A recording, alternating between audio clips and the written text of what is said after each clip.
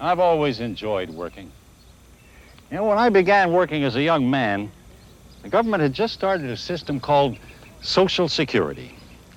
The idea was that part of every worker's paycheck would be matched by the boss and sent to the government. And when we were ready to retire, we'd get enough of our money back to help us get by. It was sort of a contract between the working people and the government. Now the administration wants to break that contract.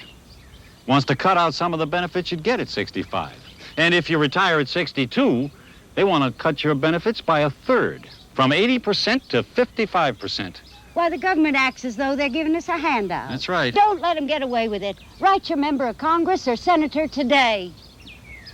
Social Security, a contract, not a handout.